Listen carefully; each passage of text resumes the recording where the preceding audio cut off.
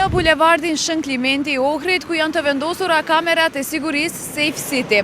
Këtu po shohim një tabel paralajmëruese e cila tregon se qarkullimi apo trafiku në këtë zonë është në video mbikëqyrje. E njëjta tabel është e shkruar vetëm në gjuhën maqedonase. И опозицијскиот пратеник Илир Хасани, синоќа во емисијата Клик Плюс, изрази загриженост поради заобиколувањето на албанскиот јазик во проектот Safe City, што според него ќе влијае во иднина албанскиот јазик да се избрише од институциите и да не се користи ниту на улица.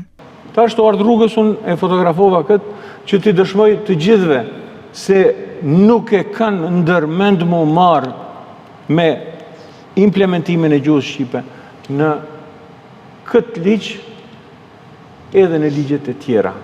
Nuk ka arsyetim tjetër se nesër do fillojnë të limitohet edhe gjuha shqipe edhe në shkolla, gjuha shqipe edhe në institucionet shëndetësore, nuk do guxojmë të flasim gjuhën shqipe edhe në rrugë. Po unë kaq mund të bëj që ta vë në pak respektimin e gjuhës shqipe. Nuk mund të bëj më shumë. Unë do jap një vot kundër çdo ligji i cili nuk flet shqip.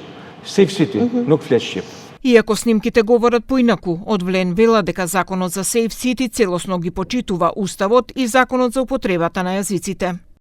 Обвинувањата дека албанскиот јазик се заобиколува не стојат. Во подготвителната и техничката фаза се користеле стандардни тестирачки известувања, но тоа не го менува фактот при целосната примена на законот. Сите известувања и процедури ќе бидат достапни на албански јазик во согласно со законот. Инаку законот за прекршоци, председателот на Алијанса за албанците Зијадин Села го оспори пред Уставниот суд.